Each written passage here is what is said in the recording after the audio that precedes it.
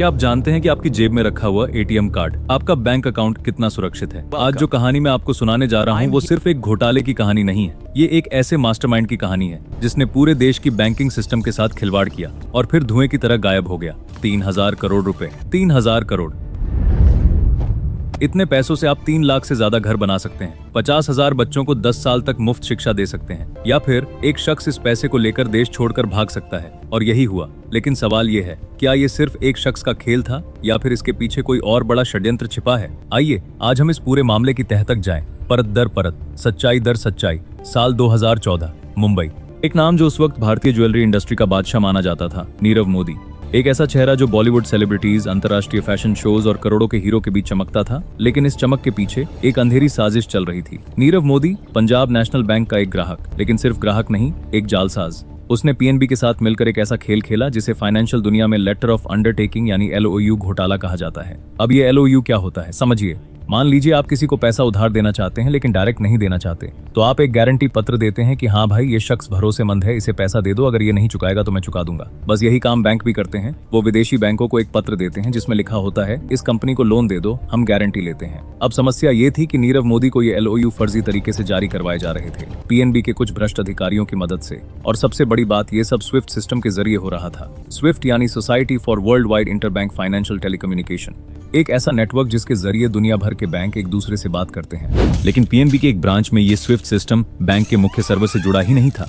जी हाँ, आपने सही सुना, एक ऐसी ब्रांच जहां करोड़ों रुपयों के लेन देन हो रहे थे, वहां के रिकॉर्ड्स मुख्यालय तक पहुंच ही नहीं रहे थे। और इसी खामी का फायदा उठाया गया। 7 साल तक, 2011 से लेकर 2017 तक, 7 साल, और किसी को पता नहीं चला। अब सवाल उठता है, आखिर पकड़ में कैसे आया ये घोटाला? जनवरी 2018, नीरव मोदी की कंपनियों ने पीएनबी से एक नया LOU मांगा, लेकिन इस बार काउंटर पर एक नया अधिकारी बैठा था, एक ईमानदार अधिकारी। उसने सिस्टम चेक किया, रिकॉर्ड खंगाले, और जो सामने आया वो सुनकर उसके पैरों तले जमीन खिसक गई। पिछले 7 सालों में बिना किसी ऑफिशियल रिकॉर्ड के, बिना किसी अप्रूवल के, नीरव मोदी की कंपनियों को 3000 करोड़ रुपए से ज्यादा के फर्जी LOU जारी किए जा चुके थे। 3000 करोड़। और जैसे ही ये बात बाहर आई, नीरव मोदी गायब हो गया। जनवरी के पहले हफ्ते में उसे आखिरी बार मुंबई में देखा गया था, और उसके तुरंत बाद वो हांगकांग के रास्ते लंदन पहुंच गया। CBI ने नोटिस भेजा, ED ने छापेमारी की, लेकिन तब तक चिड़िया उड़ चुकी थी। लेकिन नीरव मोदी अकेला नहीं था। उसके साथ था उसका मामा मेहुल चोकसी, जो खुद गीतांजलि ज्वेल्स नाम की एक बड़ी कंपनी का मालिक था। और हैरानी की बात, मेहुल चोकसी भी उसी वक्त देश से भाग गया। एंटीगुआ नाम के एक छोटे से कैरेबियन द्वीप में दोनों ने मिलकर करीब 14,000 करोड़ रुपए का चूना लगाया पूरे बैंकिंग सिस्टम को। 14,000 करोड़।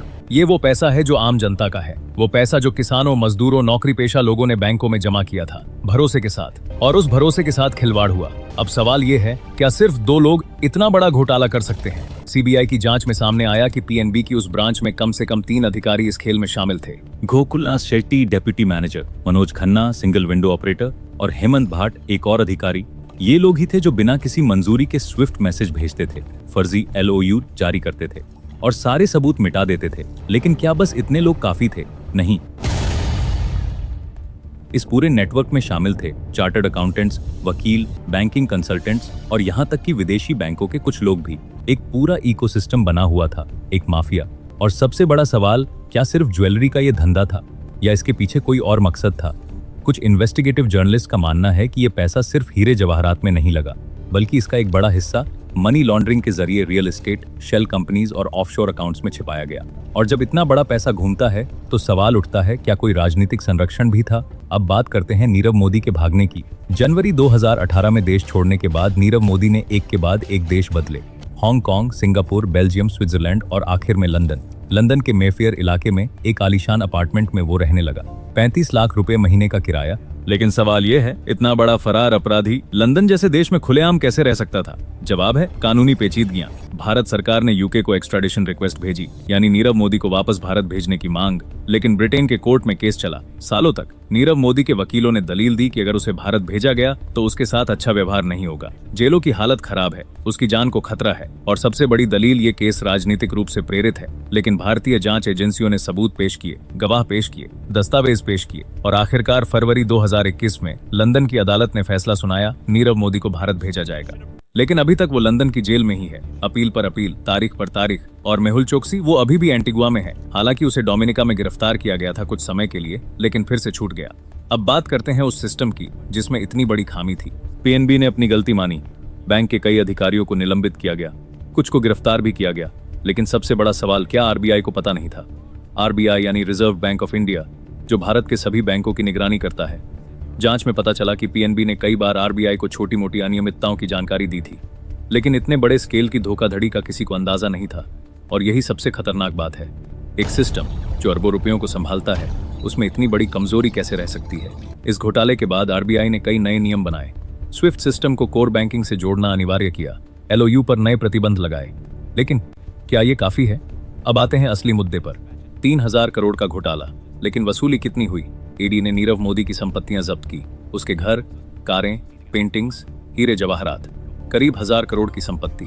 लेकिन बाकी के 2000 करोड़ गायब, ऑफशोर अकाउंट्स में, शेल कंपनीज के नाम पर, या फिर किसी और के हाथों में। और यही है असली सच्चाई। पकड़ा गया वो जिसका चेहरा सबके सामने था, लेकिन असली खिलाड़ी जिन्होंने इस पूरे खेल को डिजाइन किया, वो अभी भी अंधेरे में है। लेकिन सबसे बड़ा सवाल जो आज भी अनुत्तरित है, क्या ये सिर्फ एक व्यक्तिगत लालच था, या इसके पीछे कोई बड़ा पॉलिटिकल कॉर्पोरेट नेक्सस था? कुछ सूत्रों का कहना है कि नीरव मोदी के जरिए जो पैसा बाहर गया वो सिर्फ उसके लिए नहीं था, बल्कि उस पैसे का इस्तेमाल चुनावी फंडिंग में, जमीन के सौदों में और बड़े इंडस्ट्रियलिस्ट को फायदा पहुंचाने में भी हुआ। लेकिन ये सब सिर्फ दावे हैं, ठोस सबूत अभी तक सामने नहीं आए, क्योंकि जब इतना बड़ा पैसा घूमता है तो सच्चाई को दबाने के भी बड़े इंतजाम होते हैं। और फिर है आम जनता का सवाल, जिन लोगों का पैसा इस घोटाले में डूबा, उन्हें क्या मिला? पीएनबी ने अपने ग्राहकों को भरोसा दिलाया कि उनका पैसा सुरक्षित है। सरकार ने कहा कि बैंक को बचाया जाएगा, और बचाया भी गया, टैक्स पेयर्स के पैसे से।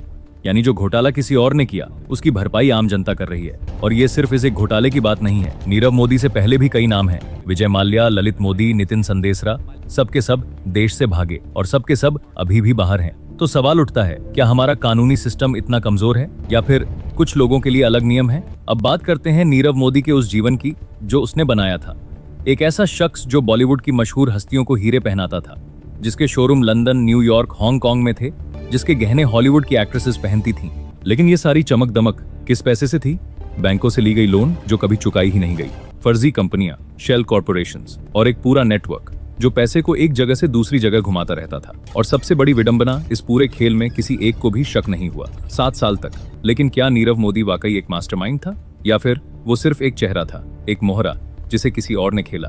कई जांचकर्ताओं का मानना है कि नीरव मोदी के पीछे कुछ और लोग भी थे, कुछ बड़े नाम जो अभी तक छुपे हुए हैं, क्योंकि इतना बड़ा ऑपरेशन अकेले नहीं चल सकता। इसके लिए चाहिए political protection, banking Insiders, legal experts और इंटरनेशनल कनेक्शंस। और ये सब नीरव मोदी के पास था। तो सवाल है, उसने ये सब कैसे बनाया, किसकी मदद से? आज जब हम इस पूरे मामले को देखते हैं तो कई सवाल मन में उठते हैं। क्या हमारी बैंकिंग सिस्टम सुरक्षित है? क्या ऐसे घोटाले फिर से हो सकते हैं? और सबसे बड़ा सवाल, क्या हमें सच्चाई कभी पता चलेगी? नीरव मोदी आज भी लंदन की जेल में है, उसकी एक्स्ट्राडिशन प्रोसेस चल रही है, लेकिन कब वो भारत आएगा ये कोई नहीं जानता। मेहुल चोकसी अभी भी एंटीगुआ में है, एक द्वीप पर, जहां भारत का कोई एक्स्ट्राडिशन ट्रीटी नहीं है। और बाकी के खिलाड़ी, वो तो शायद कभी सामने आएंगे भी नहीं। लेकिन इस पूरी कहानी से एक सबकत जरूर मिलता है, जब सिस्टम कमजोर होता है तो उसका फायदा गलत लोग उठाते हैं, जब निगरानी ढीली होती है तो घोटाले होते हैं, और जब जवाबदेही नहीं होती तो अपराधी बच निकलते हैं। नीरव मोदी का केस सिर्फ एक घोटाला नहीं है, ये एक चेतावनी है। एक चेतावनी की अगर हमने अपने सिस्टम को मजबूत नहीं किया तो ऐसे और नीरव मोदी पैदा होंगे, और तब तक हम सिर्फ यही पूछते रहेंगे,